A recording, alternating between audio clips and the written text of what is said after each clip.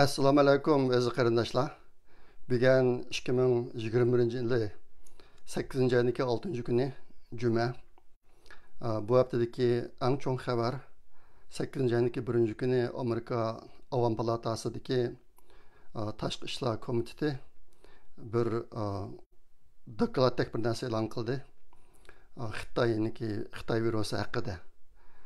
Bu nihoyatda bir muhim hujjat.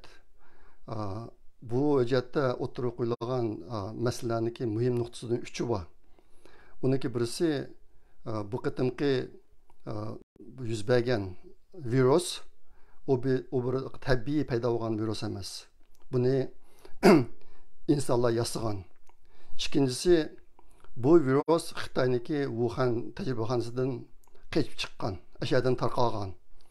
Üçüncüsü, şuna bu hazır kadar dünyaya gelgen bütün ziyanlara Xitay mesul buludu.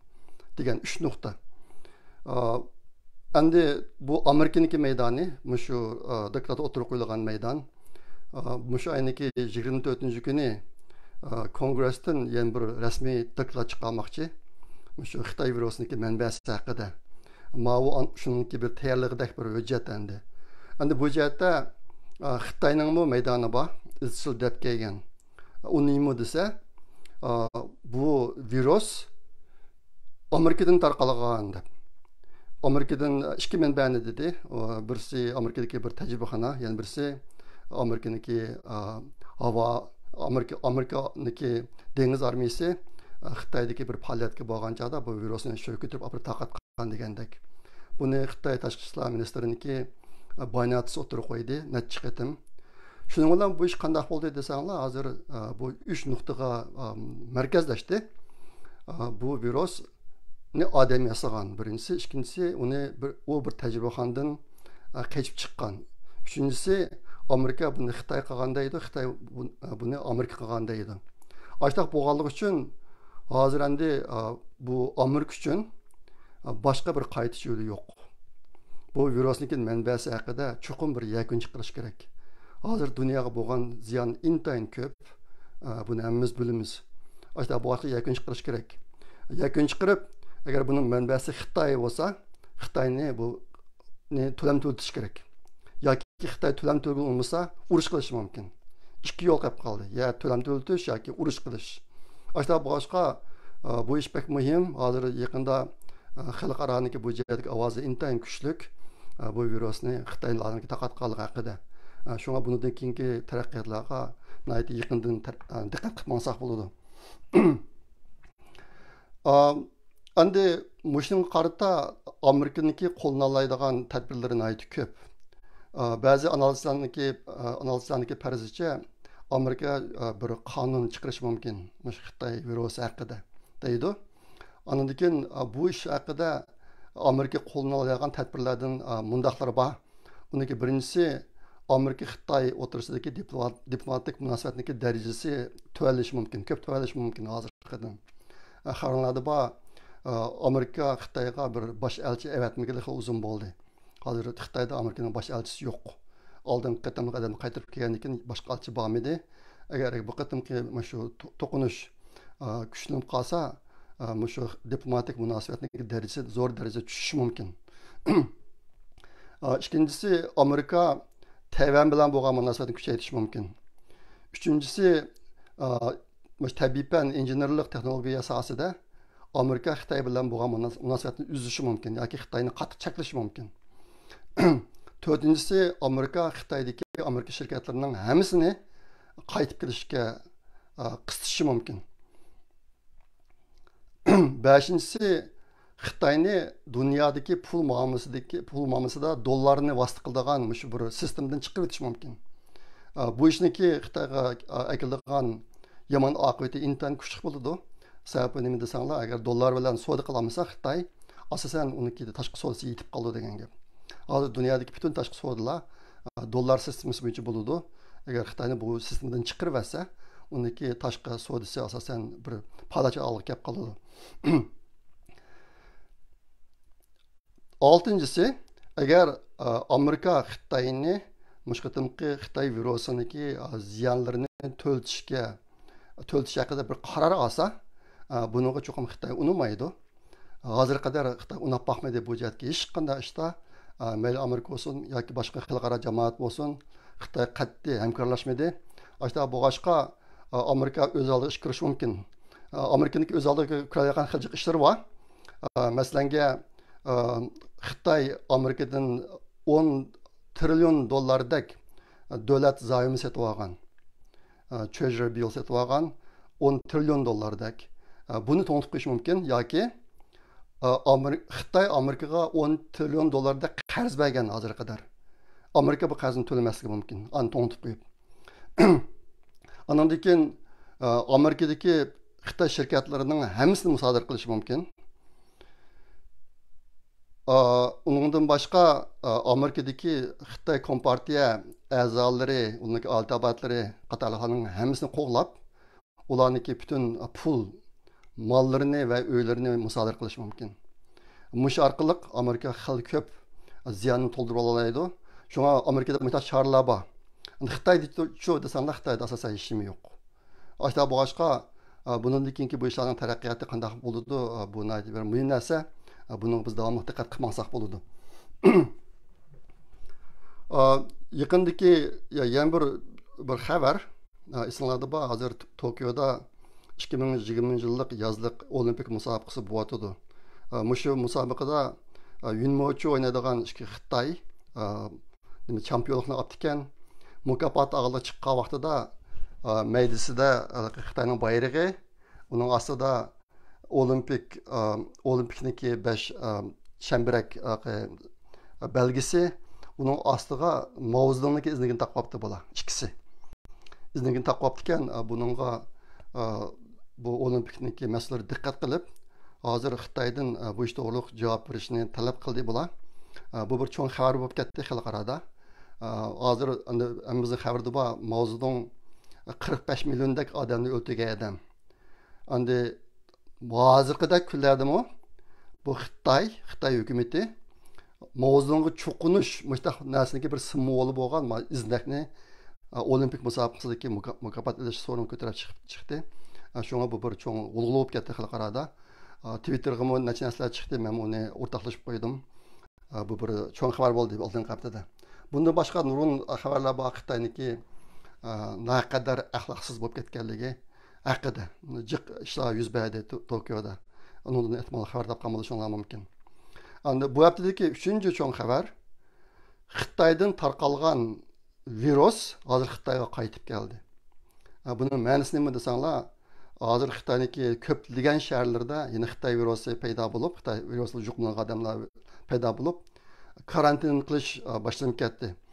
Meniki tunugan anlagan xabarimda hozir 14 tak cho'ng shaharlarda karantin qilib turibdi. Ashunlar tez taraqqiy qilib turibdi. Bu jihatda Hindistonda bir pal solgan bola bor, 18 yosh meniki bilishimcha. Bu bola izchil turda nurg'un cho'ng ishlar to'g'riliq pal sep kelgan ekan, bir qism pallari hamisi rasib chiqibdi. Buning ichida Janubiy Amerikadagi bir davlatniki prezidentniki o'ldirilish qatorlari bor. Endi u bolaning deyishicha, bu yil Xitoyda virus ofati eng cho'ng bo'ladi debdi. Hozir shunga xalqlar bu boshlanishi mumkin deb acha deydi. Endi mobilniki palning ishi to'g'riliq bu bir qism medialarda xili deyiladi davomli. Men zot bu qanday gapda biroz iznib boqqan. Lekin Amerikaniki hukumat o'rinlarga yetadigan yoki ilm dunyosiga yetadigan sohada bu balniki palsilishi haqida hech qanday gap yo'q. Shunga buni bir xurofat ekan deb o'yladim men. Shunga hozirga dastlab bu to'g'ri gap baxmagan. Ishqi bu balniki degani bu yil Xitoyda virus intayin eg'irlaydi debdi. Endi mushin ta'sir bilan hozir Urumchidami Xitoyniki boshqa o'liklardan Urumchiga kelgan odamlar Urumchiga kelgandan 14 kun karantin qilmasi bo'lmaydigan bo'pti hozir. Ashtaq ishni yo'l qo'yib bo'pti qachon. Yaqinda Sharqiy Turkistonda yangidan virusdan yuqumlanganlar bayqalmadi deydi. Lekin hozir yana umumyuzlik u biyalarni taqab, Uyg'urlarning uyini taqab degandek bir ishlarni boshlatgan o'xshaydi. Bu jihatda intan cho'ng andishi bor. Xitoyniki mushu yangidan kelgan to'lqinnimi yana Uyg'urlarni o'ltirishniki bir vosita bo'lamdikin degan cho'ng andishi bor. Bu iş bundaki qandaq bo'ladi, diqqat qilib maqsaq bo'ladi. Hozir vatanni uchramoq bek tasib ketdi. Herhalde men bu başkalarını telişvatımız. Uçur kesler mesela yetkizip mağamen. Andi aldığın kaptadaki yeni bir çoğun haber Xitay hükümeti puhralarga çetelge çıkış pasportu bir toxtattı asasiyetin. Bunu bazı analizler deydi. Hazır Amerika Xitay Kompartiya azalarını ki Amerika'ya kilişini çeklegelik için çilemay biz çıkamazsak sen çıkamaysan degendek. Yoki mush yaqinqi 4-5 yilning ichida hozir chet elga chiqib pana etilgan Xitoylarniki soni bo'lsa 600 mingdan ko'p deydi. 600 mingdan ko'p Xitoylar asosan Xitoyniki o'rta darajalik sinfi yoki hali qo'lda puli bor odamlar yoki ang jihatdan Xitoy kompartiyasini himoya qilmaydigan kishilar. Bular sirtqa ko'p oqqanligi uchun shularni cheklaymiz deb siyosatni yo'lga qo'ydi deydi. Herhalde Xitoy hozir yana bir bekini holatga qarab ketyotidi. Mana bu pasportni ishishning bir munosabatlik. Men o'tganda oldingi haftada Xi Jinpingniki mijozini degandim. Undagi birinchisi qo'rqinchoqlik, ikkinchisi johillik, uchinchisi maqtanishga amroq degan. Endi meni izchil turda ansirtadigan bir mijozi johilligi. Men sizlarga ko'p qatim dedim. Ondan keyin ingliz tilidagi dunyoga ko'p dedim bu ishni. Xi Jinpingniki 2014-yildan burun tuzib bo'lgan bir plani bor. Uyg'urlar haqida 3dan 1 qismini o'ldirish, 3dan 1 qismini sulab qo'yish, 3dan 1 qismini o'tir davr saviyasiga olib qo'yish yoki mashina odamlarga aylantirib qo'yish. Buyruq bo'yicha ish qildigan. Bu Xi Jinpingniki johilliginiki bu ish bilan nima munosabati bor desanglar, agar Xi Jinping ag'dirilmasa, bu plan ijro qilaverdi. Meniki eng ansiraydigan narsam shu, agar hozir aslidagi Uyg'urlarning nüfusini biz 20 million deb hisoblasak, bu 7 milliondek adam o'ldirildi, 7 milliondek adam sulundu, yana 7 milliondek adam mashinadan aylantirib qo'yildi degan gap bo'ldi.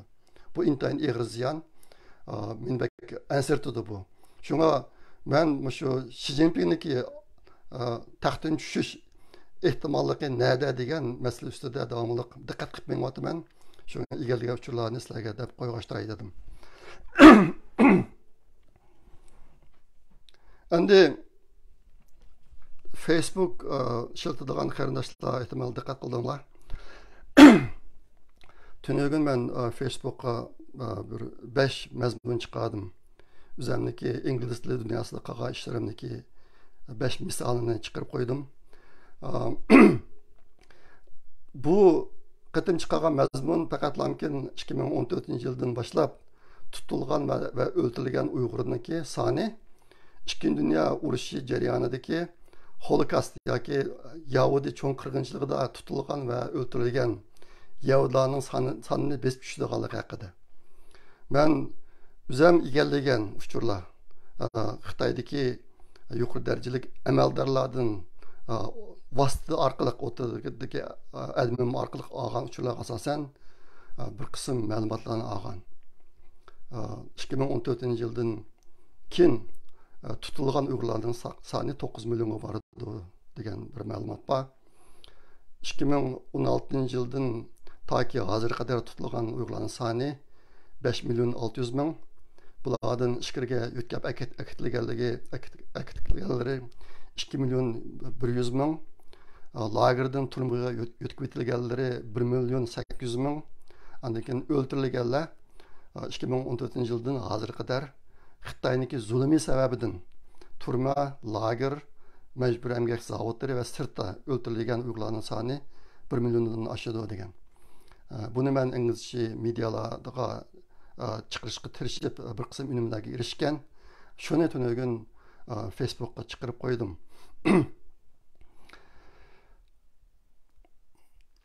Endi men hozirga qadar shu Uyg'ur fojiasini so'zlaganda Uyg'urlarga bir nuqtada turib, g'arbga yana bir nuqtada turib so'zlayapman.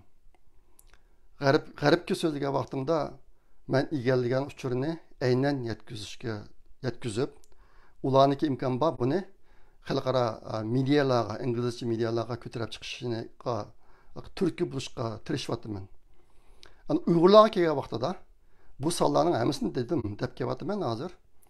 Shuning bilan tang Uyg'urlarni belki ümidsizlanib ketmasin deb umidvor bo'lib yashashni maqsad qilgan holda ba'zi gaplarni dedim. Lekin oldingi hafta chiqqan videodagi bir jumla so'zni ba'zilar kesib olib videodan shuni bahona qilib menga xil hujumlarni qildi.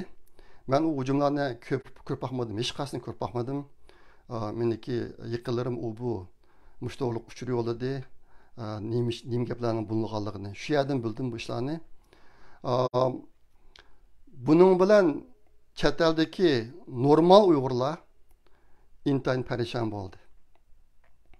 Men oldingi bir hafta bak aldirash bo'lib ketdim. Sababi nurg'un qarindoshlar men bilan aloqalashtirmish to'g'riliq. Asasen bu bir hafta ichida Uyg'urlarning ichidagi ish qildiganlarga hujum qildigan ish yuz berib, uni to'sadigan ishlar ancha ko'p yuz bermaydi. Bu ish oxirida nega berib yetdi desanglar, ba'zi davlatlardagi Uyg'ur jamoati ichida parchalanish paydo bo'lgan.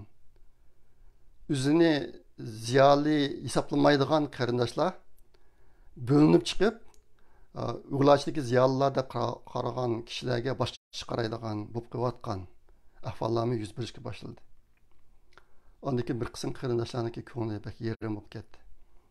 Menga telefon qilgan ba'zi qarindoshlar ba'zi videolarni ko'rib 2 kun uxlayolmaganligini.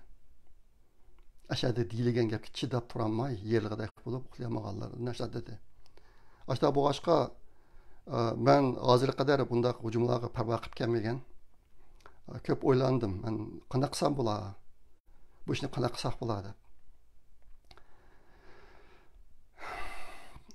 Shuning bilan bu qatimki gapda bahona qilingan gap Erkin Sidiq Uyg'urlar qirg'inchilik uchirmaydi dedi degan bir gapni to'qib chiqib taqatganlik uchun meniki zodi nim deganligim, xalqaroda nim deganligim bir qism isbot bo'lgan narsalarni tanlab Facebookga chiqarib qo'ydim.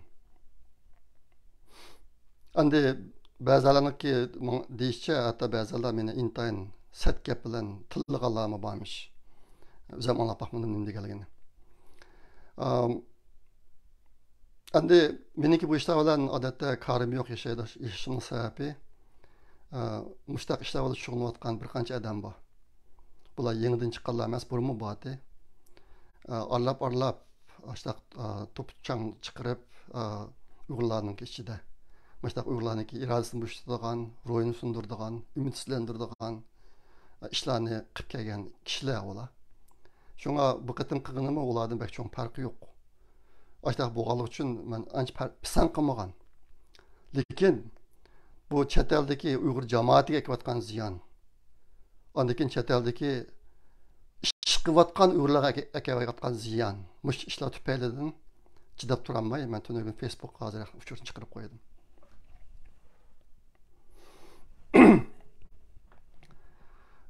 Meniki farzimcha bu hujumlarniki bir qismi o'z oldiga o'tirib chiqqan narsalar bo'lishi mumkin. Bir qismining oxirida Xitoyning quli bo'lishi mumkin. Nimishqa degan chog'da Xitoy hukumati meni to'xtatish uchun xil tirishyotdi. Meni qilayotgan ishlarimni to'xtatish uchun tirishyotdi. Men uni tuyib turyapman.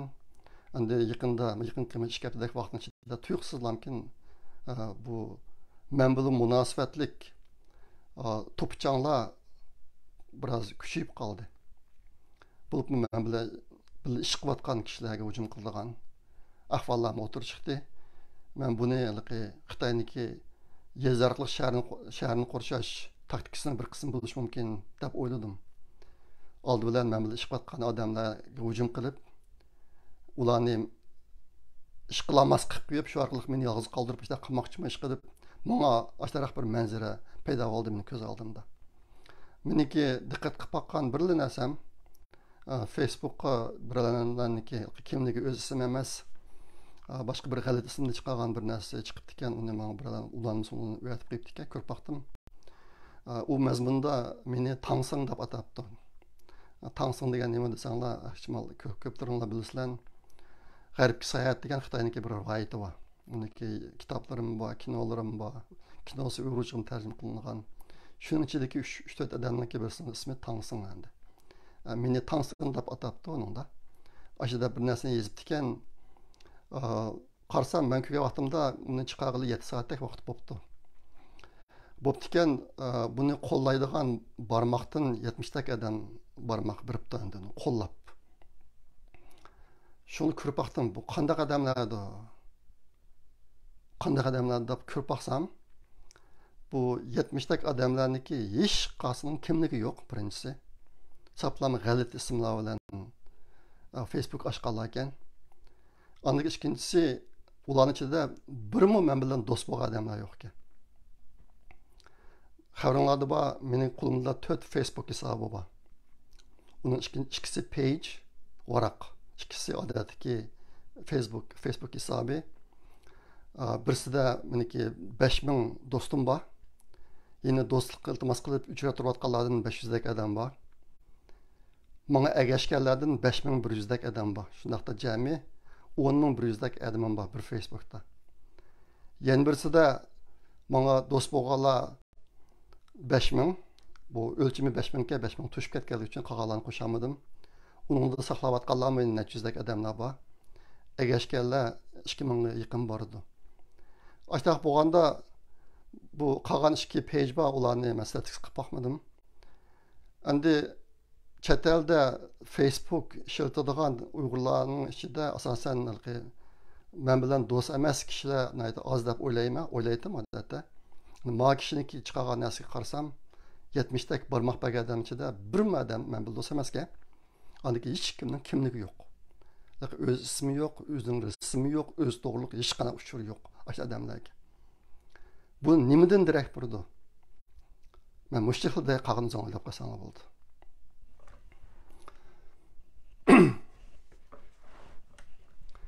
Agar men faqat o'zimni o'ylagan bo'lsam, tunugunki Facebook chiqargan narsalarni chiqarmaydim.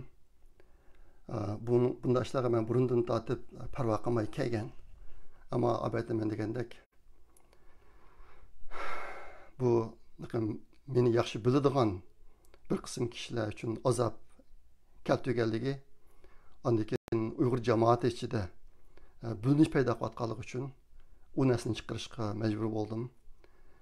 Bugunmi bu to'g'riligini ozroqcha to'xtab qo'yay deb o'ylayapman. Men bilan aloqalashgan qarindoshlarniki hammasi menga madad berdi, mendan hol so'radi.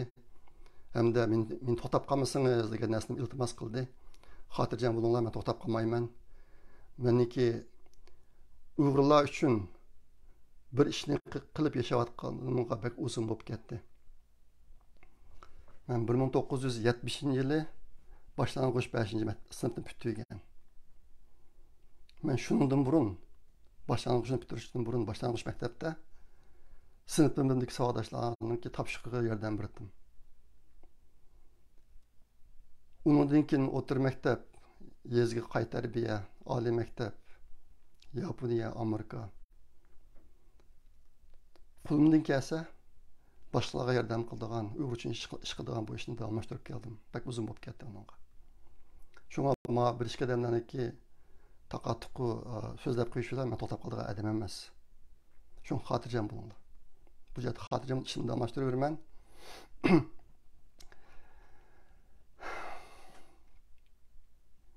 Endi sizlarga men qayta deb keldim. Xitoyniki chet eldagi Uyg'urlarni parchalab bir qarg'a kelmas qilib qo'yish plani bor. Bu planimniki bir qismi menga yozma shaklda kelgan. Xat shaklida. Men bir qismini burun chiqardim Facebook'ga.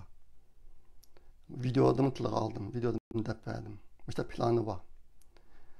Hozir endi bütün dünyada Xitoy hokimiyati to'g'riliq gap bo'lganda, Xitoy virus haqida gap bo'lgan vaqtida Uyg'urlarni tilga olmay qolmaydigan bir vaziyat shakllandi. Uyg'urlarning ustidan yurgizilgan irqiy qirg'inchilik va insoniyatga qarshi jinoyat bu tilg'ilinyotidi. Ashta bo'lgani uchun Xitoy hokimiyati uchun chet eldagi Uyg'urlarniki ish faoliyatlarini buzish bu intayin muhim kun tartibga o'tdi hozir. Gerçi Xitoy bu vaqtda hali burilib plan qilgan bo'lsa-mu, lekin hozir ash bir maqsadga yetish yo'lida qo'llanilgan tadbiri eng kuchlandi desak xatolashmaymiz menimcha. Unda chet eldagi Uyg'urlarning vazifasi bek og'ir hozir. Vatandagilar bizdan bek cho'ng umid kutadi. Xuddi chet eldagi Uyg'urlarga bir qism kishilar xuddi xudodek muomala qiladi. Ashlar bizniki nijotchimiz deb o'ylaydi. Ashta bo'g'ashqa agar hozirgi ahvolda chet eldagi Uyg'ur jamoatiga dast kelsa, Uyg'urlarga keladigan ziyon bek cho'ng.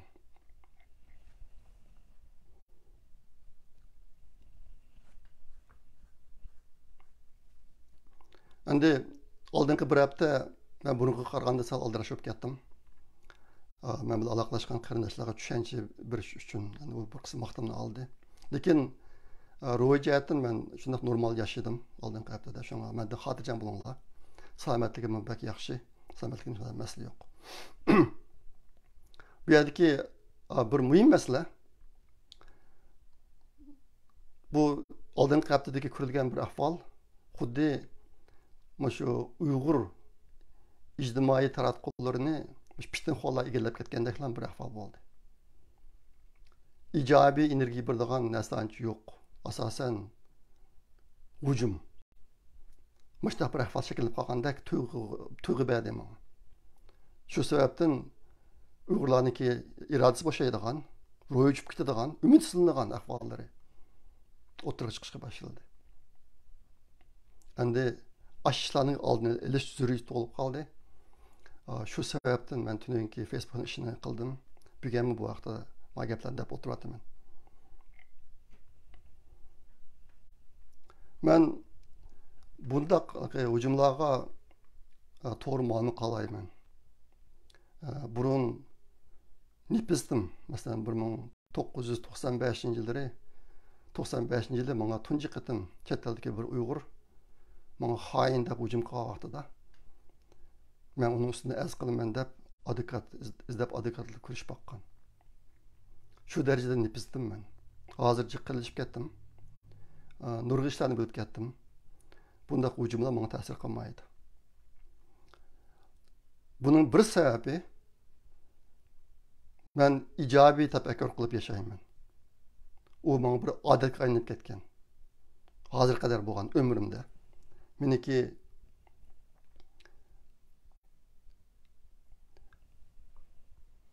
maqolalarimni o'qib boqqan qarindoshlar buni biladi. Ijobiy o'ylaydigan odam ijobiy natijalarga erishadi.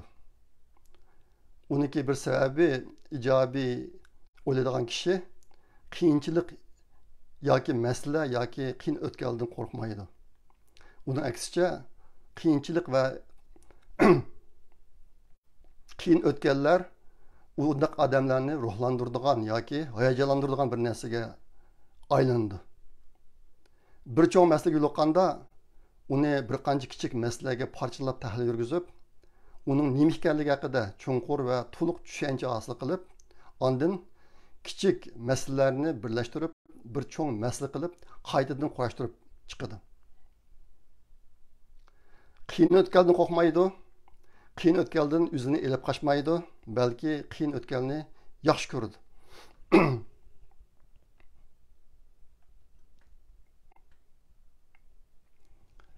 Ben qiyin o'tganga amroq o'zimniki kasbiy sohasida.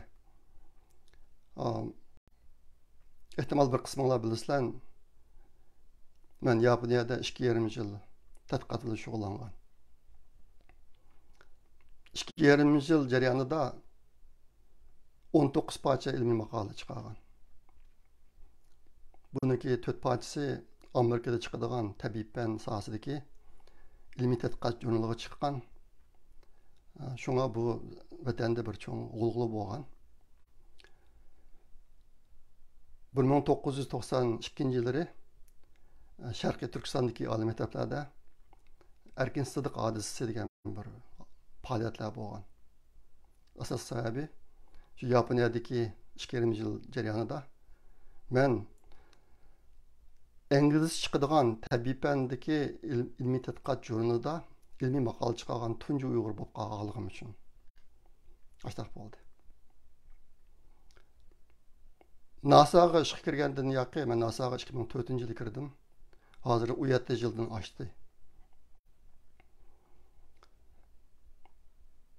Bu jarayondami o'zim shu ilmiy tadqiqot jarayon sohasida bir cho'lpondek yashadim NASA'da.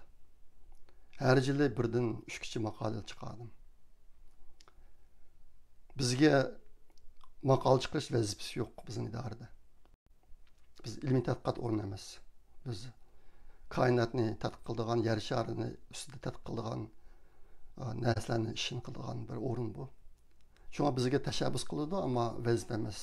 Lekin men burundan tortib boshqa qilgan ishni Uyg'urlar qila oladi degan shu narsani isbotlayman degan shu yo'lni tanlagan. Ashta bo'lganligi uchun bizning damlashkularni qurbon qilib yurib, har yili imkon qadar ko'proq ilmiy maqola chiqarishga tirishdim. So'rgan kishilar sen nalik desa men Uyg'ur deyman davomli. Men bu ish qilgan odamlarni hammasi biladi. Yahudilar dahshat yaxshi ko'rdi meni. Men bu ish qilishini. Hozir qadar kasbiy ilmiy maqola 110 dan oshdi.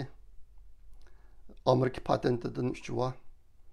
NASA patentidan 12'si var. JPL ve NASA mukafati xeli ko'p. Andikin NASA jurnali xabarda men 9 qatim men xabar qilindi. Ma gapni deyishimga sabab bu yeniliklarniki hammasi qiyin o'tkalga hujum qilishdan kelib chiqadi. Menga qiyin o'tkal kelganda yoki uni hal qilaman. Hal qilolmasam tushundirib beraman uni nima uchun hal qilib olmaydi qolgan. Shunga aytib e'tiborli yashadim NASA'da bizning davrda. Bizning davrda Matrix Organization deydi. Her bir turni qilgan vaqtida o turniki mas'uli unga kerakli odamni u bu yerdan yig'idi. O qandaqdir bir ma'muriy guruhidan kelmaydi. Kasbiy alaylik bo'yicha yig'idi odamlarni. Ashta qilib biz vazifa olamiz. Menga eng ko'p bo'lgan joyda 300% vazifa kelib qolgan vaqt bor. Bizga 100% maaş berdi. Lekin ehtiyoj kuch qilib uchun u bu odamni elib men vaqtimni bir vaqtlarda 300% vaqtim olib ketgan. Shu chog'da men 4 kompyuterni ta'minlab, motorniki narsani mangdirib qo'yib, motorni qilib, uni mangdirib qo'yib, motorni qilib degandek. Ashta qilib chiqishdan qolgan. Ammo bizga maaşni 100% berdi, undan chiqamiz.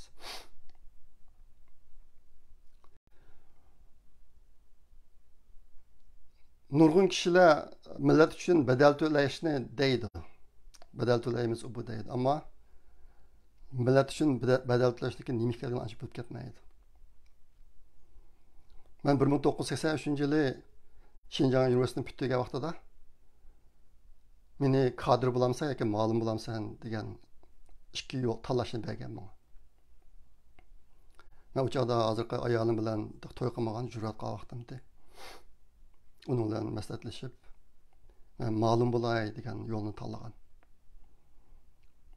Onun sababi birisi men yolg'onchi qilmayman.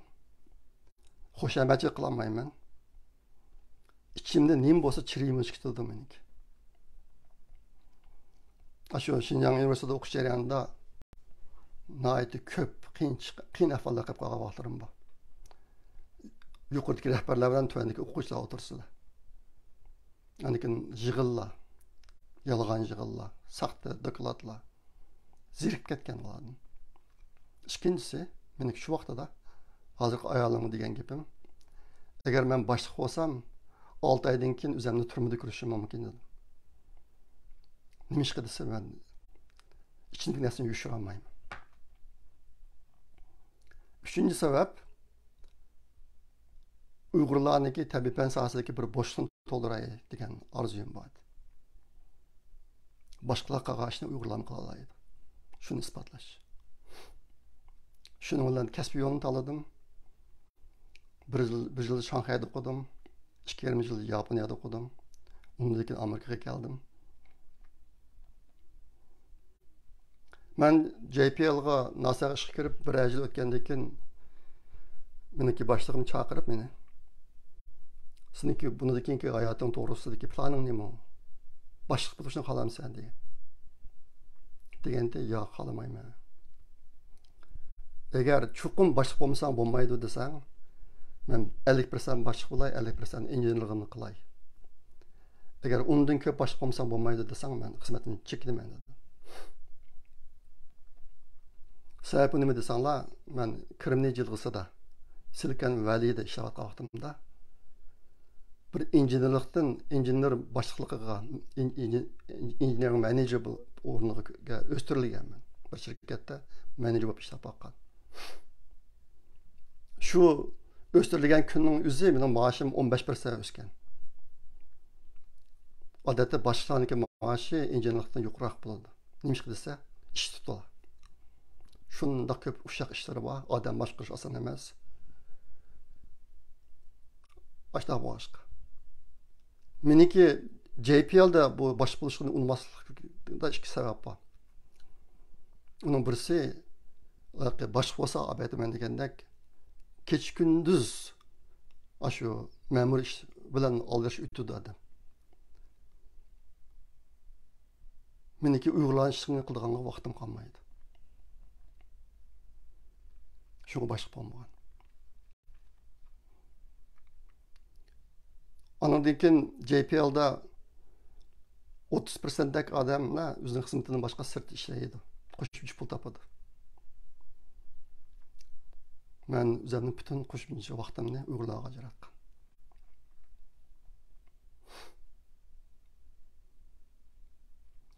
Bundan 10 yillar burun meniki tarjimalimni maqolalarimni qo'ygan qarindoshlar biladi, ukalar biladi. Meniki bir Alex Jacobson degan bir Yahudi do'stim bor. U kishi men postdoktorlikni, doktor ashtilikni tugatib, tunji qatim shirkatga ishga kirgan vaqtimda meni ishga olgan odam. Meni bek yaxshi ko'rdi. Bundan 10 yil burun bu kishi erken menda bir ideya bor. U bek aqlli odam. Men buni o'zimning maqolalarida yozdim. Bir yangi texnik kitobni olib, bunda varaqlab kirib bo'lgan vaqtida ichida nima mazmun bor ekan desa, xuddi bir unolg'udek deb beralaydi. Bundan mazmun bor ekan deb. Ashta aqlli odam. U deydi, mening bir ideyam bor. Shu kun nuridan to'q chiqaradigan taxtayni yer shariniki orbitasiga qo'yib osmonga. Yer shari bilan tang aylanadigan qilib. Andikin u tokni yerga mikrodolqon bilan tushirgan bo'ladi. Mashina bir shirkat qursak, sen general manager bo'lib ba, texnik ishni men qilay dedim ona. Deganda men yo'q dedim. Sababi nima? Meniki pulim bizimga yetadi. Ömrümde yetkidek pulum bor. Shu vaqtning o'zida. Men bo'sh vaqtimda uyg'un ishni qilmayman. Yeni şirket kursanız kuniga kam degan 12 soat ishlaysiz. Haftada 7 kun ishlaysiz. Men qilib boqqanman. Men 4 shirkat qurib boqqan, ular muvaffaqiyatli bo'lmadi, lekin yangi shirkat qurishni qandaligini bilaman. Men uyg'urcha ishlayman deb uni yoqtirdim. Agar ashni qilgan bo'lsak, hozir qarasam yaqinda Yaponiya bu yerda xil taraqqi qildi. Agar bu ish chiqib qolgan bo'lsa, qaysi darajada boyib ketamiz? O'ylab baxsanlar bo'ladi. Endi biz muvaffaqiyatli bo'lamiz, yo'q uqmayman. U hech qanday bir kapolatga ega emas. Endi davatım agar favqulodda muvaffaqiyatli bo'lib qolsak, bu sohaniki qaysi darajada bir cho'ng soha bo'lib ketganligini tasavvur qilib baxsanlar bo'ladi. Ammo men voz kechgan ashundan. Men bu yil 63 yoshga kirdim. 63 yosh hozir. 64 qarab mangdim.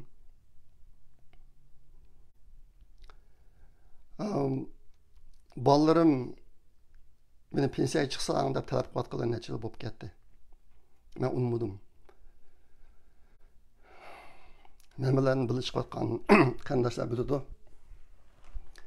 Men NASA'daki ornumdan paylanıp uygulanan işlerini biraz aktarıp olay degan bir çoğun sebep.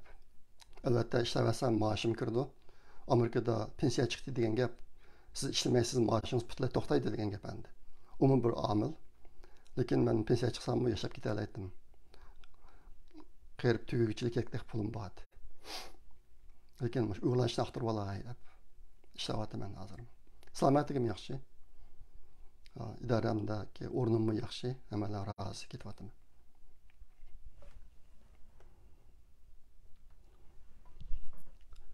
Endi bu gaplarni deb qo'yishim, men to'xtamayman hujum qilayotgan kishilarga deb qo'ygim keldi. Ehtimal ularni qilayotgan badallar bor bo'lishi mumkin. Menikini bilmasangiz, ular bilib qiling deb deyapman bu gaplarni. Ondan keyin men YouTube, Facebook chiqqandan keyin inqilab chiqib qolgan emas. Albatta men degandek boshlang'ichni bitirishdan burunlam boshqa o'rinlarga yordam qilishni boshlaganman. 1970-yili. Dan burun. Şuna 50 yıldan aştı bunga. Meniki bütün hayatımın izi var. Ben 15 yıl yurtqa baramay 2006 yılı yurtqa bardım 15 yıldan keyin. Şu çağda başlangıçta bilib qo'ygan savodoshlarım bilan ko'rishdim. O'rta maktabda o'qigan savodoshlarım bilan ko'rishdim. Yezida qayta tarbiya olgan yerdagi savodoshlar bilan ko'rishdim. Men bir yezida 1,5 yil qayta tarbiya olgan. To'q yo'qdi. Oliy maktab imtihonini Jinchiroqda berganman. To'q yo'q. Jinchiroq bir qutini teshib, jip o'tkazib, kirsin qo'yib, shuni o'tib qilib tayyorlab qilganman. Biz oliy maktab imtihonini 1977-yili 12-oyning 10-kuni berdik. 3 kun. Men shu yili 12-oyning 5-kuni texi bir rezin gütak kiyib, zərlik olayotgandim. Şal etizida. Muzikda istab turib. Men imtihonni ishlab bergan. Shu yildagi imtihonda men Uyg'ur Abdunum rayoni bo'yicha 2-chi bo'ldim. Umum natijada.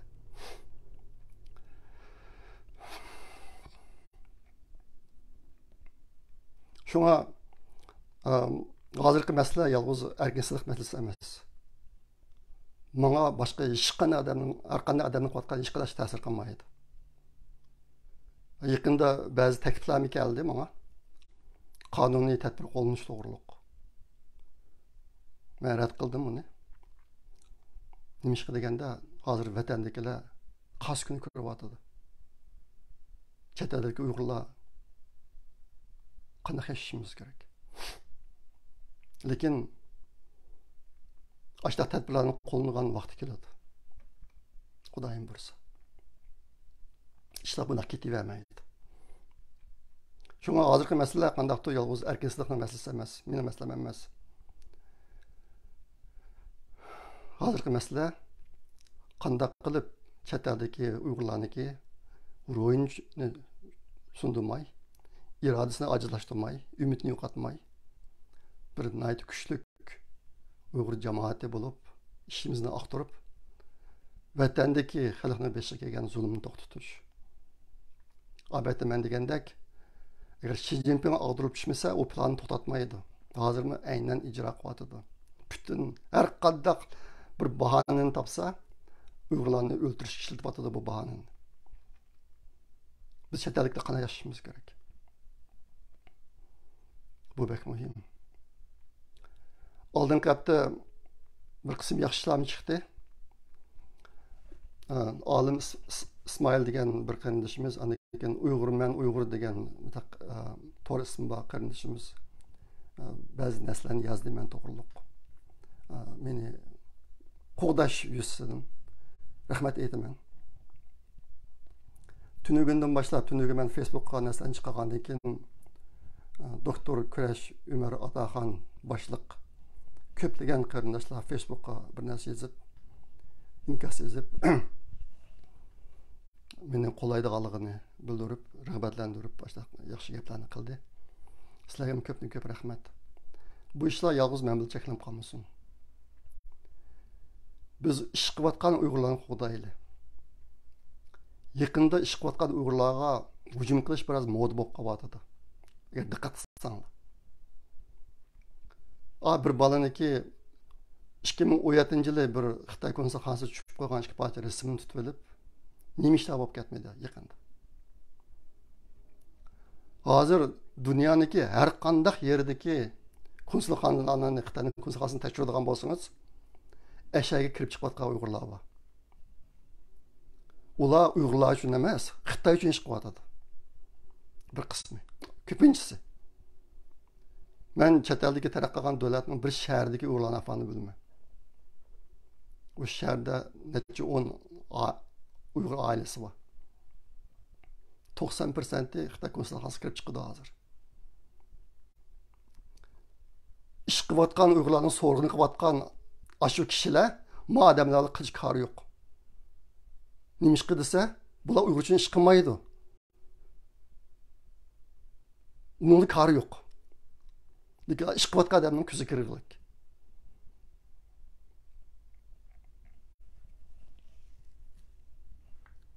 Kıskısı benim sizlerden ümit kılgınım. İş kıvatka adamlarımız ilgi çıkaylı. Hazırki yaman halatımız evcep ketmesin bunun bek. Men çatak yok. Men üzerinde mesele yok. Lakin bütün chet eldeki Uygur cemaati bularga dest ketmesin.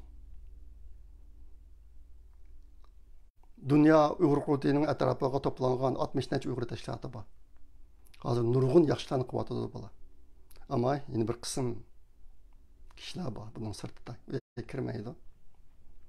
Lakin gerçi üzüyen Uygurlarga paydalı iş kıvatımen dep oylamını bilmedim. Kıvatkan işi Uygurlarga ziyan yetkiziyotadi. Kıskısı biz yaxşılarını qo'llab, yamayışlarını to'sadigan bir ish odatga aylansin chet elde. Ziyonlar jim turib olmanglar. Kim bilan munosabatli bo'lishini qat'iy nazar.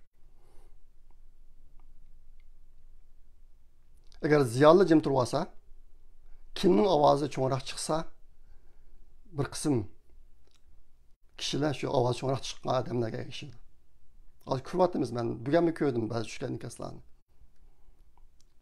Erkin Sıdık Uygurlarning boshqa zulm kamidi deb inkas yozganlar bor.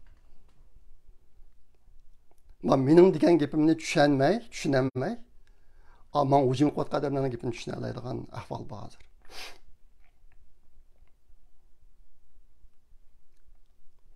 Agar biz bu hozir ahvolni o'zgartmasak, ziyon bek cho'ng tortamiz. Vatandagilarga yuz kelolmaymiz. Men yaqinda 4. asırda yaşayan onlarniki daisi, atıllarniki sadaqatmenlik haqidagi bir abzas gapini sizlarga deb berdim. Uni Facebook'imga chiqarib qo'ydim. U kishi oldi bilan sadaqatmenlik, millatga bo'lgan sadaqatmenlik degan nima degan savolga javob berdi.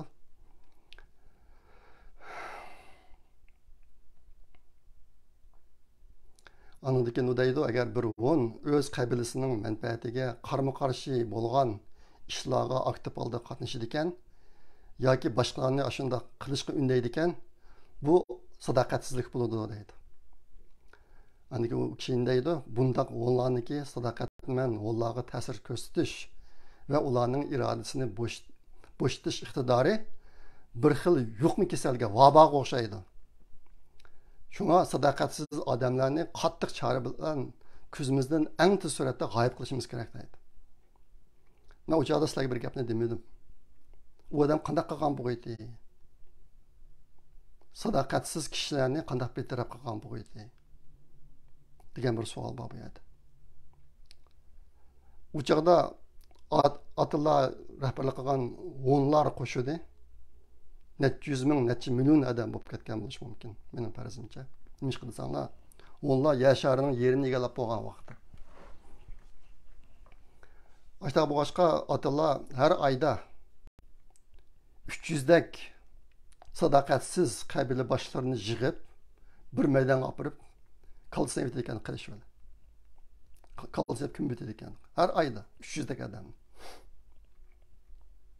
Sebebi ne bu? Andaq vaba kesilip qalmasın da.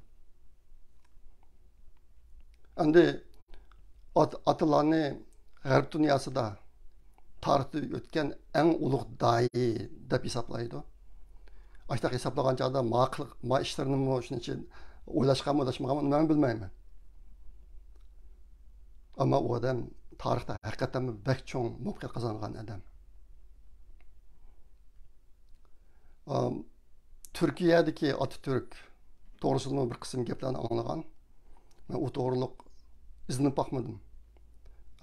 Başlardan anlaşımca Atatürk aynı vakitte bir kısım joylarni bir taraf qilolmay 3000 dak joylarni yig'ib bir park chiqarib haji qildirib kelmaymiz deb dengizga borib dengizga tashib ketdi ekan degan gapni angladim. Bu charchak gapni o'qimadim. Mesela bir ish qilganda. Bu sohada nima tadbirini qo'llandi men tekshirib bakmadim buni. Lekin endi hozir zaman qattiq o'xshamaydi. Onlar zamanıga o'xshamaydi. Atatürk zamanıga o'xshamaydi. Hozir xalqaro qonun bor. Hamma davlatlarda qonun bor. Yaqında bir qarinishimiz menga aytdi, tafsiliy ovoz qoldirib bir xalqaroliq Uyg'ur tashkilotini qurib, shu Uyg'urlarning ichida paragan chiqib atgan kishilarni jazolasak bo'lmamdi deb. O'sha bir taklif beribdi menga. Men u qarinishimizga javob berib olmadim. Uni qilib bo'lmaydi. Chet ellik Uyg'urlar undaq bir ishni qila olmaydi. Biz chet ellik Uyg'urlar hammamiz o'zimiz yashayotgan davlatda shu davlatniki qonun bo'yicha yashaymiz. Bir xalqaro organ qurib, uni Uyg'urlarni jazolashni qila olmaymiz. Shunga hozirgi vaziyatga mos keladigan tadbir ziyonlar o'zinglarniki yetakchilik rolini qo'lga olish. Bu ham muhim. Shunga mushtiyatta bundan ko'proq tirishsak.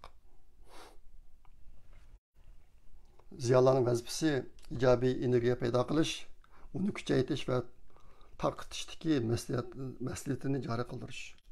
Ziyolining aniqlamasının bir qismi shunaqa bo'ladi. Endi boshqa temaga o'tsak, yaqinda Dünya Uyg'ur qurultiyi shu BBC, Angliyaniki BBC media shirkatida Uyg'ur tili programmasi echish haqida bir raisni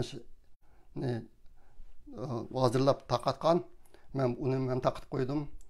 Bo'lsa bunga tashkilotlarning rahbarlari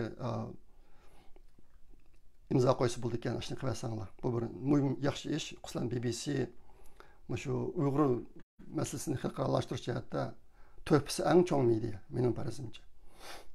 Agar uni Uyg'urcha programma ichilsa, cho'ng ish bo'lib ketadi. Ondan keyin 1000 soatlik Uyg'urcha ochiq ovoz sonini qurish projekti bunda davomlashyotdi. Qarindoshlar buni sal qaramasak. Bir kun Uyg'urlar degan to'r jurnalniki 23. soni e'lon qilindi. Uyg'ur Project fondi chiqaradigan jurnalniki 23. soni. Uni ko'rib qo'yganlar esil chiqdi bu. Shunda qilib meniki bu yangi deydiganim shu. Aslida sal qisqaroq ishlaydigandim, misol uzrab ketgan bo'lish mumkin. Uzun bo'lib ketgan bo'lsa kechiringlar. Endi abaytdan degandek biz chet elliklarning vazifasi bek ig'ir.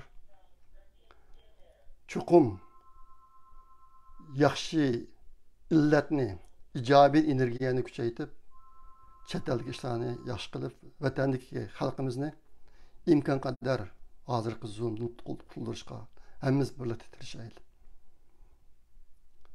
Buniki halqılık ünüm birdigan tədbiri birisi Xi Jinping'niki ağdırılışı, ikincisi xalqaralıq bir təşviriş, küzütüş ümiginin bizim vətəngi berib, əşədə turub, Uyğurlarga zadı qaysı dərəcədə zulüm gəldi hazır. Onu eniqlab, şu asasda Xitay hakimiyyətindeki münasibətlik rəhbərlik cəza qolunmuş. Aştaq qımaqçıq Xi Jinping'niki Uyg'urlar haqidagi planini ijro qilish to'xtamaydi. Shunga bu narsa hammamizning qalbida davomli saqlansin. Ma'qulamsa, kelaqatim ko'rishcha omon bo'linglar. Xayr xo'sh, Allohga omonat.